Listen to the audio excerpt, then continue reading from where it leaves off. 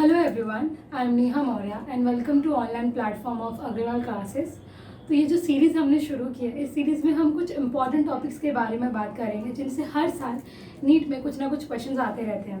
Because I have seen lot of students who are struggling to understand these topics, so let's do it.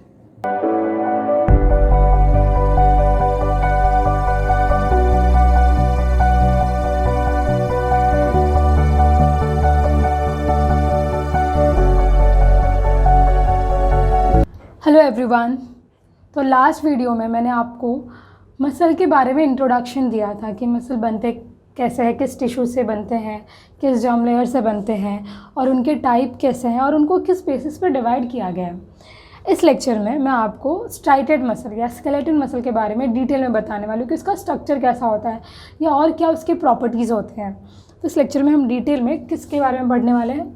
Striated muscle के बारे में।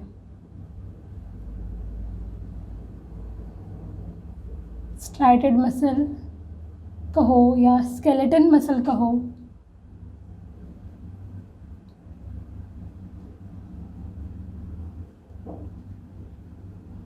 या फिर इनको voluntary muscle कहो, ये तीनों इनके नाम है। स्ट्राइटेड, स्केलेटल या जो वॉलेंट्री, ये इनके नाम है। ठीक है, तो आज मैं इसके बेस पे इनके बारे में आपको थोड़ा सा डिटेल में बताने वाली हूँ और इनके प्रॉपर्टीज़ भी जानेंगे कि क्या क्या होते हैं। ठीक है, देखो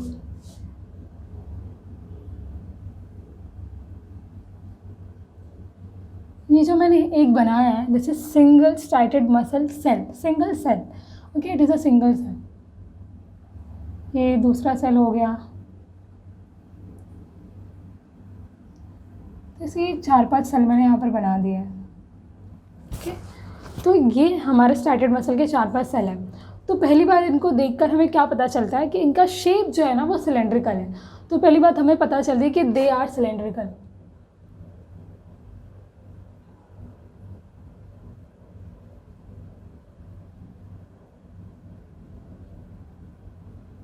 दे आर सिलेंड्रिकल, ये पहली बात पता चलती है। दूसरी बात ये पता चलती है कि दे आर अनब्रांच्ड। एक सेल अलग है, दूसरा सेल अलग है, उनसे कुछ ब्रांचेस नहीं निकल रही। तो दूसरी बात है they are cylindrical and unbranched.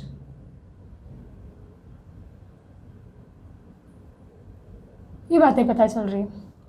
दूसरी और क्या होती है? अभी एक मैंने सेल बनाया, अगर हम कोई भी एक सेल बनाते हैं, सपोज मैं कोई एक सेल बना रही हूँ, ये एक सेल है मैं बना रही हूँ, तो उसके अंदर हम क्या क्या नोटिस करते हैं? हम उसके अंदर देखेंगे कि एक न्यूक्लियस होगा, देन उसके अंदर हमें बहुत सारे ऑर्गेनेली मिलते हैं, माइटोकॉन्ड्रिया मिलता है, सार्कोप्लाज्मिक रेटिकुलम, साइटोप्लाज्म, ये सारी चीज़ें मिलती है। तो न्यूक्लियस भी एक सेल के पास होता है। तो ये भी एक सिंगल मसल सेल है। तो एक सिंगल मसल सेल के पास इसके पास भी न्यूक्लियस होता है, इसके न्यूक्लियस बना देते हैं। तो जनरली हमने क्या देखा है कि एक सेल के पास एक ही न्यूक्लियस होता है, एक सेल के पास एक ही न्यूक्लियस होता है। लेकिन यहाँ पर वैसा नहीं होता। यहाँ पर हमें एक सेल के अंदर बहुत सारे न्यूक्लियस देखेंगे। एक मसल सेल के अंदर हमें बहुत सारे न्यूक्लियस देखने मिलते हैं। एक सेल के अंदर तुम देख सकते हो कि बहुत सारे न्यूक्लियस है, तो they are multi nucleated, they are multi nucleated.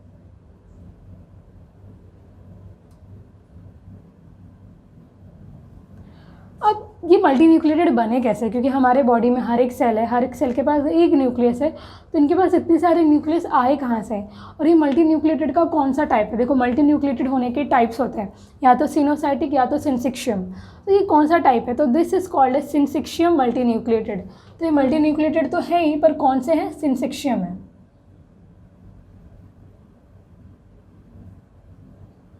तो सिंसिक्शियम का मतलब का क्या होता है और ये मल्टी न्यूक्लिएटेड बने कैसे? देखो से बने ये, या सिंसिक्शियम का मतलब क्या होता है हम यहाँ पर देखेंगे। जब हम छोटे रहते हैं तब जितने मसल सेल होते हैं और बड़े होने के बाद जो मसल सेल के नंबर्स होते हैं they are almost same, because same होते हैं वो लोग। तो ये एक छोटा बच्चा है, उसके पास छोटे छोटे मसल सेल थे। तो ये एक मसल सेल है, ये दूसरा मसल सेल है, और सबके पास एक एक न्यूक्लियस है।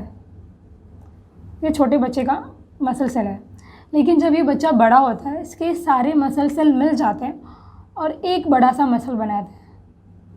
ये सारे मसल सेल मिल गए और मिलके एक बड़ा मसल सेल बना लिया, तो उनके पास उनका न्यूक्लियस आ जाता है। उनके पास उसके उतने न्यूक्लियस आएंगे, तो इसके पास 1 2 3 4 5 6 7 न्यूक्लियस आ जाएंगे, क्योंकि ये 7 छोटे छोटे मसल को मिलाकर बना है। तो इस तरह से ये आगे जाके मल्टी न्यूक्लिएटेड हो जाता है। तो इस तरह से मल्टी न्यूक्लिएटेड होने के कंडीशन को सिंसेक्शियम कहा जाता है। जब बहुत सारे छोटे छोटे सेल मिले और मिलकर एक बड़ा सा मल्टी न्यूक्लिएटेड सेल बना दे, तो ऐसे कंडीशन को कहा जाता है सिंसेक्शियम। ओके, तो they are multi nucleated, but कौन से वाले? सिंसेक्शियम है। दूसरा एक और है सिनोसाइटिक। सिनोसाइटिक में चीज़ें अलग होती है। सिनोसाइटिक में सिर्फ सेल में साइटोकाइनेसिस नहीं होता, सिर्फ कैरियोकाइनेसिस होता है। तो कैरियोकाइनेसिस से न्यूक्लियस के नंबर बढ़ जाते हैं और साइटोकाइनेसिस नहीं होता, तो सेल एक ही रहता है। तो जब ऐसा कोई मल्टी न्यूक्लिएटेड कंडीशन आएगा तो उसे हम कहते हैं कि they are coenocytic multi nucleated. But यहाँ पर क्या हो रहा है, छोटे छोटे सेल मिलकर एक बड़ा सा सेल बना रहे हैं। तो यहाँ पे कौन सा कंडीशन है? यहाँ पे सिंसेक्शियम वाला कंडीशन है। ओके, अब ऐसा क्यों होता है कि छोटे छोटे सेल मिलकर एक बड़ा सेल बनाते हैं? देखो, जब हम छोटे रहते हैं तो हमारे पास मसल के जो नंबर्स होते हैं, मसल सेल के नंबर वो ज़्यादा होते हैं, और अभी जो है मतलब अभी भी उतने ही है, बट वो बस मिल गए। ओके, तो मसल के पास बहुत poor quality of regeneration power होता है। मसल जो सेल एक बार मर गया वो वापस से रीजनरेट नहीं कर सकता। तो जो ये हमारा मसल सेल है, they have very poor quality of regeneration या very poor power of regeneration. So they have very poor power of regeneration.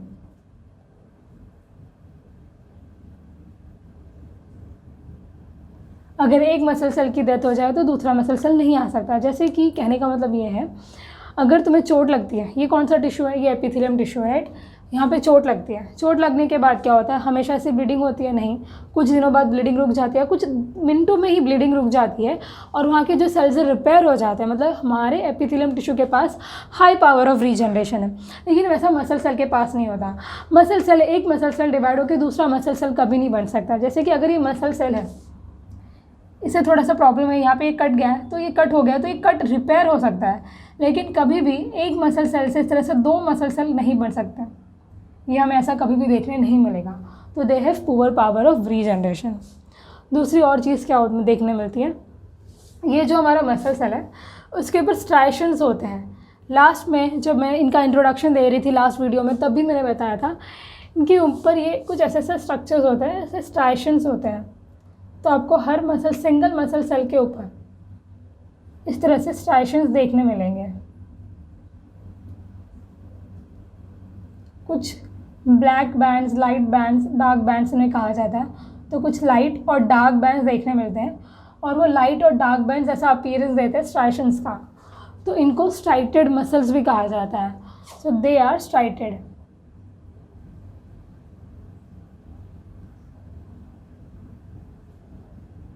तो हर जो बीच लाइट बैंड्स होते हैं, देन बीच में डार्क बैंड्स आ जाता है, तो वो ऐसा अपीयर करते हैं। दूसरी बात क्या होगी? दूसरी बात ये है कि इनको हम कंट्रोल कर सकते हैं। They are voluntary muscles. ये भी मैंने आपको लास्ट लेक्चर में बताया था कि दे आर वॉलेंट्री मसल्स। तुम जैसे मूव करना चाहते हो उनको मूव कर सकते हो, जब चाहते हो तब रोक सकते हो। हालांकि सिग्नल ब्रेन से ही आएगा, पहले हमारा विल पावर ब्रेन को कहेगा कि ओके मुझे ये जो मार्कर है इसे बंद करना है। तो बंद करने के लिए जो सिग्नल है वो मेरे ब्रेन से ही जाएगा मसल तक, बट सोचा किसने? मैंने। तो इसे हम खुद कंट्रोल कर सकते हो। तो दे आर वॉलेंट्री मसल्स।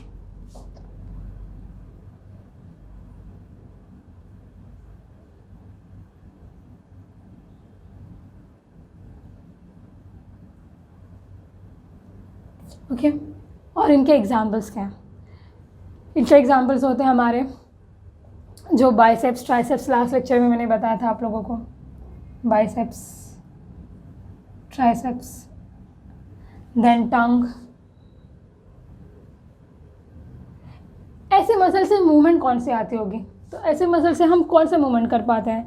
तो वो टॉकिंग, वॉकिंग, रनिंग, ये राइटिंग, ये सारे जो मूवमेंट्स, वॉलेंट्री मूवमेंट्स हैं, ये हम इस मसल से कर पाते हैं। और मैंने आप सभी से क्वेश्चन में पूछा था कि जो हमारा एब्डोमिनल वॉल होता है, जो बॉडी वॉल होता है, सपोज ये एक इंसान है,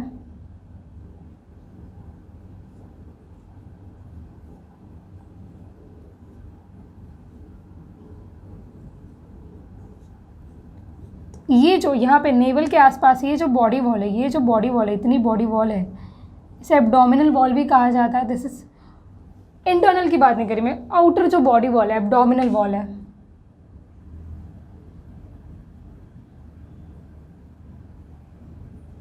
ये एब्डोमिनल क्या है? It is voluntary in nature और इनवॉलेंट्री। क्या तुम इसको अपनी मर्ज़ी से मूव कर सकते हो या नहीं कर सकते हो? एक बार ये क्वेश्चन आ गया था कि एब्डोमिनल वॉल क्या है, वॉलेंट्री या इनवॉलेंट्री है, और बच्चों ने सब ने लिख डाला कि ये इनवॉलेंट्री, हम इसको अपने मर्ज़ी से मूव नहीं कर सकते, but it is voluntary. Okay, कभी बेली डांसर्स को देखा डांस करते वक्त, वो क्या मूव करते हैं? या रामदेव बाबा को देखा होगा, वो क्या मूव करते हैं? वो अपना एब्डोमिनल वॉल मूव करते हैं।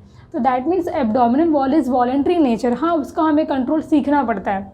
डायरेक्टली आप उनको अभी कंट्रोल नहीं कर सकते, उनका कंट्रोल हमें सीखना पड़ता है, लेकिन एक टाइम बाद जब आप कंट्रोल सीख जाओगे, so you can move your abdominal wall properly. Okay, so abdominal walls are voluntary in nature, so they are voluntary.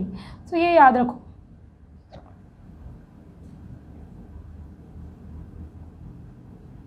इनको हम अपने मर्ज़ी से मूव कर सकते हैं। अब आगे हम स्केलेटन, हमारा जो ये स्केलेटन मसल है, इसका इंटरनल स्ट्रक्चर जानेंगे, मसल को कट करेंगे, देखेंगे और कौन सी क्या क्या चीज़ें होती है। ओके, तो आप इसका स्क्रीनशॉट ले सकते हो।